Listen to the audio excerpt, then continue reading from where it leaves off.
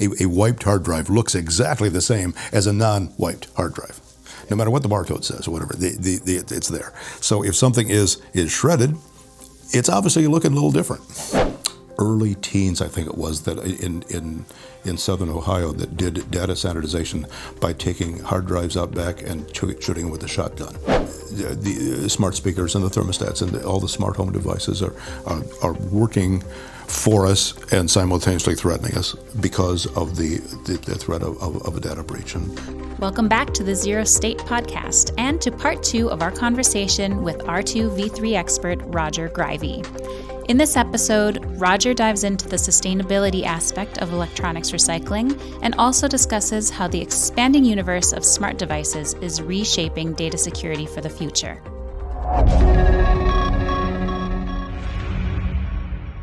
Without kind of completely explaining how we got into all of this, if you could maybe kind of share what the guidance is, today around the data security best practices and where we kind of see there's still some room for improvement around the shredding side. The R2 standard allows data sanitization, which is the taking of a device containing data and making sure it doesn't have that capability anymore, somehow to get there. It's in 2 parallel paths. One is the logical sanitization, which is the keeping the device whole while removing access to the data formerly on that device and making sure that it was done properly. And then the other part is the physical sanitization, which is somehow physically destroying that device so that it can't be usable anymore that way. And the device is destroyed and the data on it is simultaneously destroyed. So logical sanitization is good because the main thrust of R2 and the industry generally is that of sustainability, because the sustainability issue drives a lot of every other decision. If I may divert from your question just a little bit, when a laptop is created, it takes a certain amount of resources, human time, materials, energy, water, all those things go into the creation of that one device. And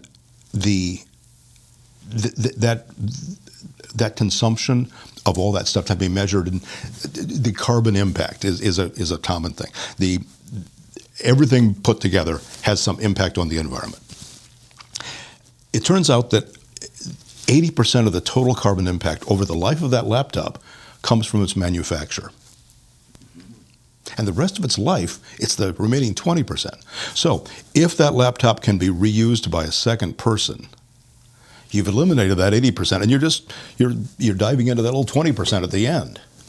So if the laptop can be sent to somebody else for second use, that is a sustainable act.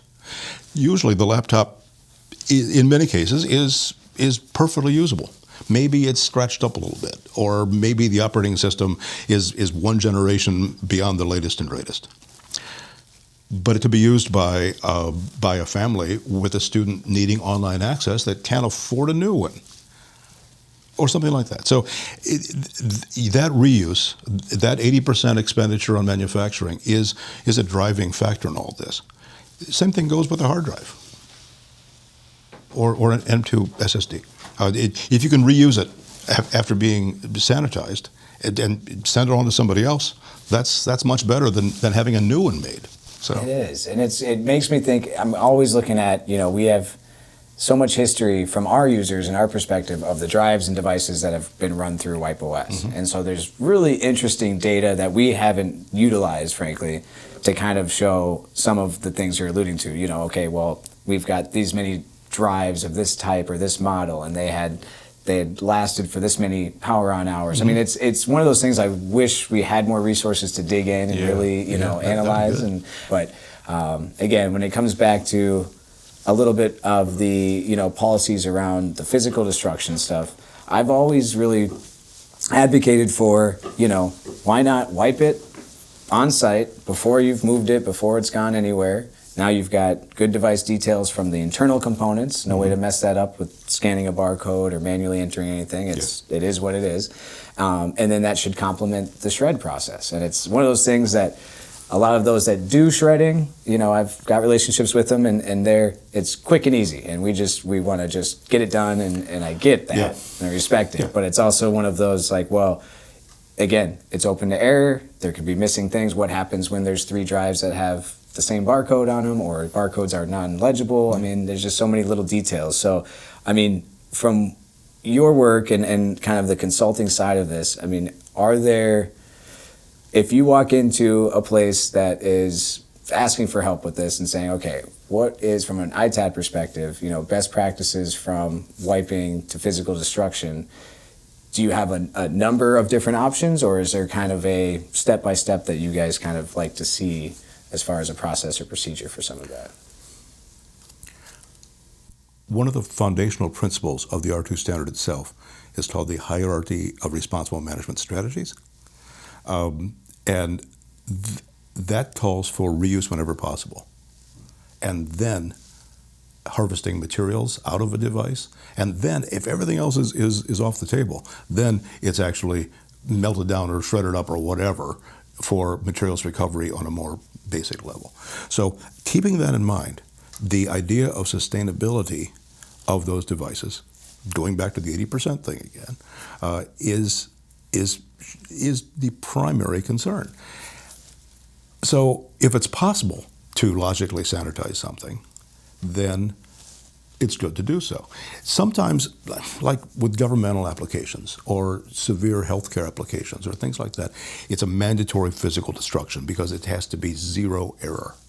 And sometimes, depending on the data manager involved, zero error means there's no logical sanitization options. Now, I know your company is really good at this, and there's other companies that also do the same thing. And it's nice to have partners like yours knowing that your technical staff here is just top-notch. And they could just about guarantee that done right, done following what you guys design, it's okay. But to a data protection representative at a government installation, that's not good enough, because he or she has to answer to really strict protocols. So that's where there's mandatory destruction. It's sad to see brand new laptops having batteries removed and the whole thing is shredded up just because that's what the rule is. It does hurt, because that same laptop could go to a family they can't afford one. But it's their rule, and it's sometimes for especially government applications, it's good to keep those secrets. Yeah.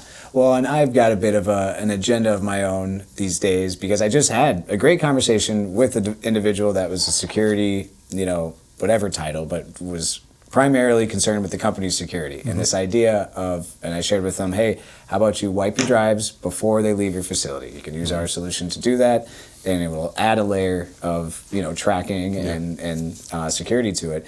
And he had an interesting response. It was similar to what you're saying, where he's just the liability alone, because if his staff made some mistake at that point, then it's on them. But what's interesting is, even though they hand over the data-bearing assets to a certified company, there's still the travel time across town, right? And we've heard about the recent truck that veered a different direction, and it really does happen. It's not a made-up, scare tactic. And so it was one of those, interesting conversations, because I respect his perspective. It completely makes sense. It's limiting their liability. We've turned this over to another company. Now all that liability is theirs. But where it's always kind of, that's not really true, is that if there was a data breach, that data would still, in most cases, it would still be their responsibility as a company to have made sure that data was gone. Yes. Right? And so this is where there's like this kind of vague, from the, I'd say the boardroom or the security professional's perspective, they, as quickly as they can release that and wash their hands of it, they feel like they've done something. They've secured it the whole time in the place. They've got a secure facility across town that's doing all the right things, but there's still a bit of that gap. And I don't know, again, furthermore, for me, if you can add layers to the data, to the security, it may feel a little bit like a little bit of redundancy or busy work, but boy, would it be nice to have your on-site, data destruction records completely match the stuff at the very end of life. And I don't think I haven't seen that very often. There are some organizations making it happen. I think it's kind of scary for all those involved, because what happens when there's 3 or 4 drives unaccounted for, and those questions now come up in a better process, but the answers make everybody nervous, because now you can't account for certain things, and it's not uncommon. So, well, a wiped drive, a hard drive is such a wonderful old term, but there's so many ways of storing data now. But a wiped hard drive looks exactly the same as a non-wiped hard drive, no matter what the barcode says or whatever. It's there. So if something is shredded, it's obviously looking a little different because you've got a pile of silver stuff at the end. Although the IEEE 2883, that new set of guidelines as its own standard, does not recognize shredding. Even that's not enough. So it's a matter of how far do you want to take this, and the IEEE is a fantastic standard as a way of looking at the entire situation and problem and solutions to data security. So they went through the process themselves and said, nope, not enough for us. Oh wow, I didn't know that. Yeah. And it's fascinating to hear people from Steve Mellings from Adisa talking with John Michael Hans to help write the IEEE standard. Yes. It's a wonderful conversations that go on with looking at that from various perspectives. Well, and it's been a ride for me too, because over the years, getting to know from the ITAD side some of the smartest minds from the ITAD perspective that are trying to make the best policies and procedures for handling clients' assets, and there is always these edge cases and different things where you can have a very nice, well documented process, and then bam, some weird devices show up that don't Yes. boot the same way, don't have storage like you said. The storage is in a different format, and now you have DLT tapes or something, that just doesn't fit always so easily. So, or an old fiber channel drive or something that just does not plug in. Exactly. Yeah. Yeah. And we all kind of do, and that's exactly it. It kind of sits with you got to get creative, you got to kind of be flexible. But it is, it's one of the things I appreciate working with WipeOS, that there is this ongoing development of all of this. There's no hey, just do this way, check these boxes, and you're done. You always got to revisit it. Yes. There's going to be changes, technology changes. So I think it'll keep both of us busy for quite some time. And it's a continuing problem. The idea of, mobile devices are, there's more mobile devices out there in use right now than there are people on Earth. Love that. And the percent connectivity is approaching 80% of the world's population that has one of these devices has connectivity to other networks, most of them broadband. So it's where we are right now. Yeah. We're all hooked together, and you can't see the wires because they're all this invisible woo-woo stuff. But every one of those devices has information on it. Sometimes very personal information, sometimes financial information. You carry it in your pocket. It's not all your stuff. Your passwords and access to your bank account and everything right there in your pocket all the time. So then when it's time to get a new one, what happens to that device that the day before was priceless to your life, and now you give it to somebody else? Right. There you go. They got everything they got. Well, we were talking about this the other day. If you go get a rental car, right, and you sync your phone to it, there's 10 other phones in there. Yeah, but mine was Henry something. I know who Henry is, but he had my car. And when I drop it off at the airport, I'm making sure that the iPhone 128 is not there anymore, because that's me. So, yeah. Have you worked with any organizations wiping cars? Has that come up in your lane at all? No, but we talked about that as some sort of advisory. When you rent a car, be real careful. Just take that extra 5 minutes at the drop-off lane when somebody's trying to move you through it as fast as possible. Take your stuff out. Maybe when you fill it with gas before you take it back, use that minute to delete yourself. There you go. But it happens all the time, and sometimes there's stuff that's recoverable. Not always, but it's part of it is the pressure of these manufacturers to sell as many devices as possible in a competitive environment. So they're not about to give up their secrets. Most notable with smart TVs. who's doing what, and who stores what. When you order a movie from an online source, where's your credit card? Is it stored locally? Is it stored on the server? What's going on there? Right. Is it within your TV, and the TV sends some sort of key to say, yeah, that this person has a valid credit card? And it varies by manufacturer. So it's complicated stuff. But that's more of those pieces of information just flying around out there. Yeah. Well, and that kind of, makes me think, again, while you're doing your good work and showing companies the way, so to speak, is there a common misconception or assumption that you're sort of always bumping into or trying to steer these companies in the right direction? Do you see, any glaring, consistent issues that you're kind of remedying for them, or is it always something different? That's a great question, which is what you always say when you're trying to think of the answer. It varies by company, by management of the company, by their own opinion toward it, their own sense of reliability and the finality of what happens at each company, their knowledge of the technology itself, the fact that they might rely on partners like yours to say, here's what you really need to be doing here, and then listening and acting on that advice. So it's quite variable. Most of the companies that Glacier works with are really good companies that are trying to stay in business, trying to have maximum throughput, maximum profit from that throughput, but still doing things correctly. And it's always that balance. Meanwhile, the manufacturers are trying to always sell new product, but appear socially and environmentally responsible with those products. But simultaneously, they want you to buy a new one all the time. Yep. So it's a give and take. Do you guys have relationships with those manufacturers at all? Do they try to work with you guys in any way? At Glacier, not directly. Seri, some. Sure. Yeah, and it's difficult because they are so big and they can do whatever they want. Yeah. And they are, at this point approaching their own governments because they're just so powerful.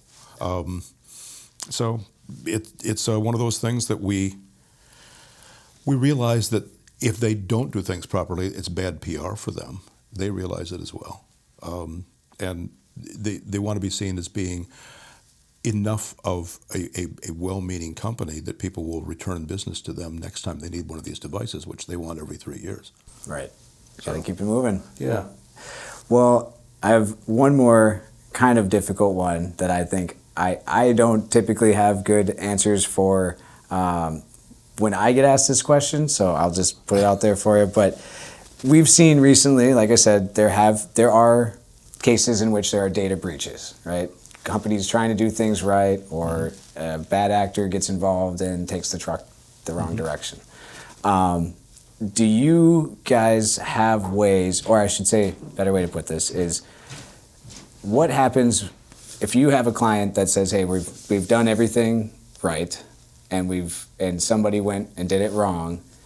Are there ways that you guys work with those companies to mitigate some of that, or to get them back in line, or what, I guess, happens when a client of yours, who's, again, done everything right, but has a data breach, or has, maybe not even a data breach, but has some kind of catastrophe happen, because we're all human and things can happen.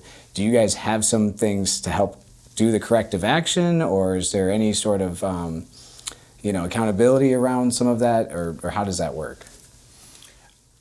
There are many implied solutions in the various requirements, not only the R2 requirements, but in the guidelines presented. The NIST 800-88 are now 13 years old, so they're nice, but they're not always relevant. IEEE 2883 is almost exactly current. And there's things there that are good. The ADISA standard, their certification for products and for companies is outstanding. They go right down to how many times the truck driver can stop and what he or she does when they're stopped. Oh, wow. It's an amazing standard. It's centered in London, and it's more popular in Europe than in this country. But it is. They have their own testing lab, and they can endorse products or software. So there's a bunch of resources showing best practices, and it's up to the individual companies, the ITAD companies, and the R2 certified companies to decide at what level they wish to not only support the R2 standard and its requirements, which are quite specific, but how to come up with the creative solutions around that. For instance, a client has a bin into which they drop hard drives, and these same hard drives are then transported by truck to a company that opens the bin and then does something with those hard drives. In between, that's on that truck, and perhaps it's locked on one end and unlocked on the other end with one or more keys that match, but can be not carried by the driver of that truck. So it's a lot more work. It's still possible. Of course, there's always tracks in a system, but a secure lockbox to be used for that transport is a possibility. There's many solutions that approach that, or the on-site destruction. To show what actually goes on, to monitor destruction, having people come out and watch or look at a video feed as it's happening.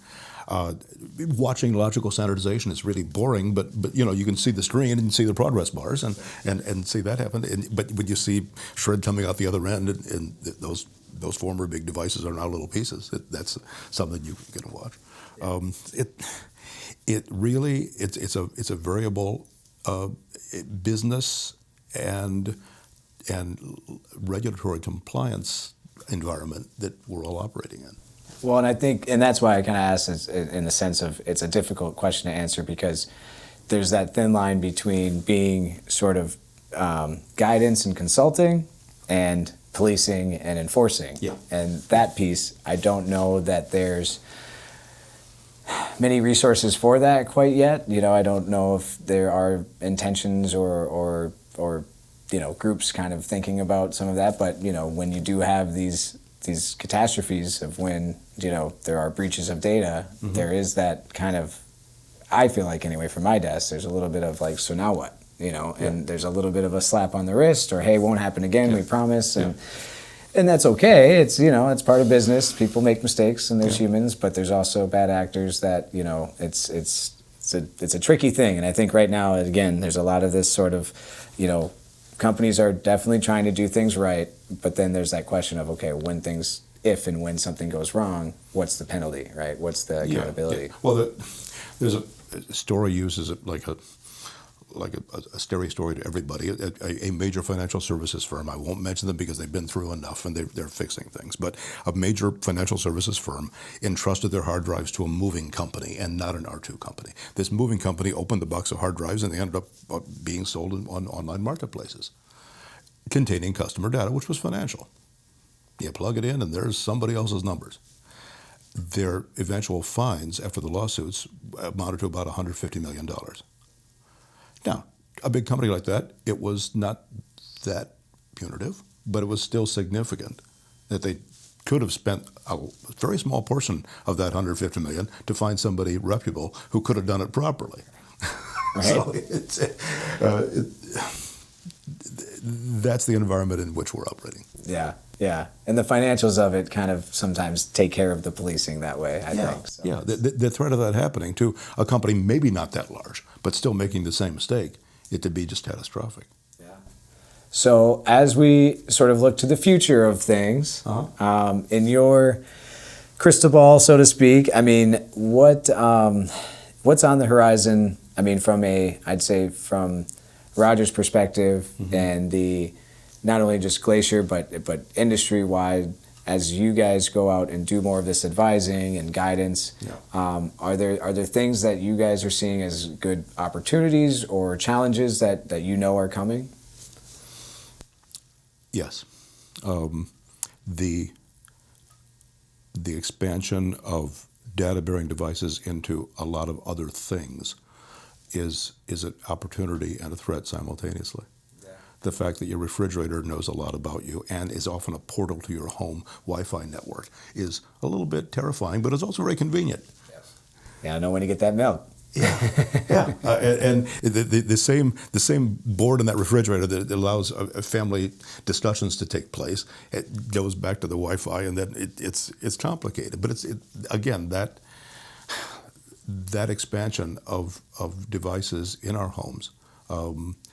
The smart speakers and the thermostats and all the smart home devices are working for us and simultaneously threatening us because of the threat of a data breach, and that's significant.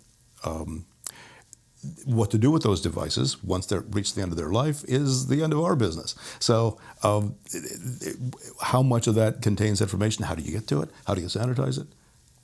Do you have to automatically shred every Nest thermostat? I don't think so. I hope not. But it's one of those things where that's one of the areas we're headed.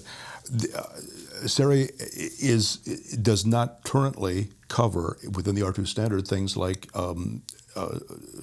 large appliances, washers and dryers that can order soap for you, or have circuit boards in them for that matter, or electric vehicles. They're probably considering that for some eventual. They may or may not include it in future versions. It may be a new standard just for vehicles.